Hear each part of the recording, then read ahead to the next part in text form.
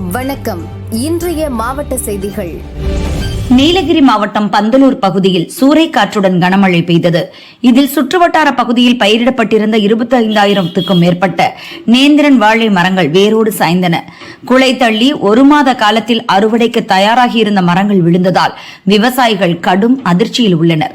பல லட்சம் ரூபாய் கடன் வாங்கி விவசாயம் செய்த நிலையில் தங்கள் வாழ்வாதாரமே தற்போது கேள்விக்குறியாகி உள்ளதாக விவசாயிகள் குமுறுகின்றனர். அரசு உரிய இழப்பீடு வழங்க வேண்டும் என விவசாயிகள் கோரிக்கை விடுத்துள்ளனர்.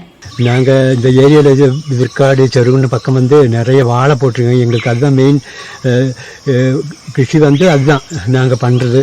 எல்லா வருஷமும் செஞ்சுட்டு இருக்கு. ஏன்னா நேற்று சாயங்காலம் காற்று அடித்து கிட்டத்தட்ட ஒரு லட்சத்துக்கு மேலே வாழை இந்த பக்கம் எல்லாருமே போட்டிருக்கு. ஏன்னா ஒரு 15,000க்கு மேலே நேற்று சாயங்காலம் எல்லாமே சாஞ்சு போச்சு.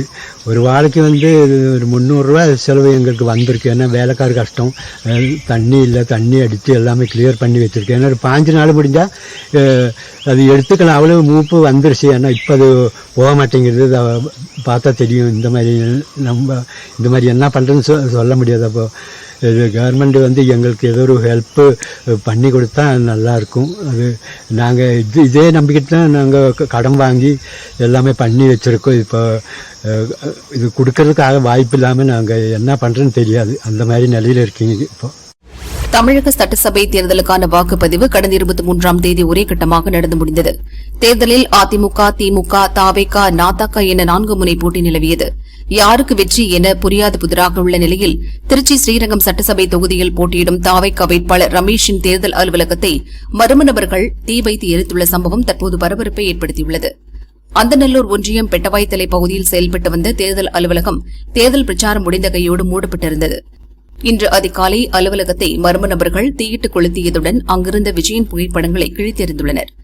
தேர்தல் முன்விரோதமா வேறு ஏதேனும் காரணம் உள்ளதா என விசாரித்து குற்றவாளிகள் மீது உரிய நடவடிக்கை எடுக்க வலியுறுத்தி பெட்டவாய்த்தலை போலீஸ் ஸ்டேஷனில் தவேக பெட்டவாய்த்தலை ஒன்றிய செயலாளர் தலைமையில் புகார் அளித்தனர். சம்பவம் தொடர்பாக சிசிடிவி காட்சிகளை வைத்து மர்ம நபர்கள் குறித்து போலீசார் விசாரணை நடத்தி வருகின்றனர். நீலகிரி மாவட்டம் பந்தலூர் சுற்றுவட்டார பகுதிகளில் சூறைக்காற்றுடன் பலத்த மழை பெய்து வருகிறது. உப்பட்டி, சேலக்குண்ணா பகுதியில் மழை வெளுத்து வாங்கியது. திடீரென டமாரென கேட்ட சத்தத்தால் அப்பகுதி மக்கள் அலறினர். அதே பகுதியைச் சேர்ந்த ஜீவா சின்னத்தம்பி என்பவரின் வீட்டு கூரை மீது ராட்சச யூகலிப்டஸ் மரம் மற்றும் மின்கம்பம் அடியோடு சாய்ந்து விழுந்தது. இதில் ஜீவா சின்னத்தம்பியின் வீட்டு கூரை முழுவதும் சிதிலமடைந்து வீட்டுச் சுவரில் விரிசல் விழுந்தது.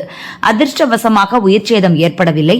ஸ்பாட்டிற்கு விரைந்த வனச்சரகர் ரவி, கவுன்சிலர் ஸ்ரீகலா, வருவாய்த்துறை மற்றும் மின்வாரியத்தினர் நேரில் ஆய்வு செய்தனர். தமிழக அரசு உரிய இழப்பீடு வழங்க வேண்டும் என ஜீவா சின்னத்தம்பி குடும்பத்தினர் கண்ணீர் மல்க கோரிக்கை விடுத்தனர்.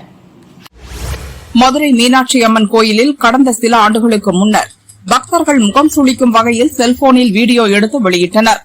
இன்னும் சிலர் மூலஸ்தானத்தையே வீடியோ எடுத்தனர். இது தொடர்பான வழக்கை விசாரித்த ஹைகோர்ட் மதுரை கிளை கோயிலுக்குள் செல்போன் கொண்டு செல்ல தடை விதித்தது. போலீசார் சோதனை செய்து செல்போன் இல்லை என உறுதி செய்த பிறகே பக்தர்கள் கோயிலுக்குள் அனுமதிக்கப்படுகின்றனர்.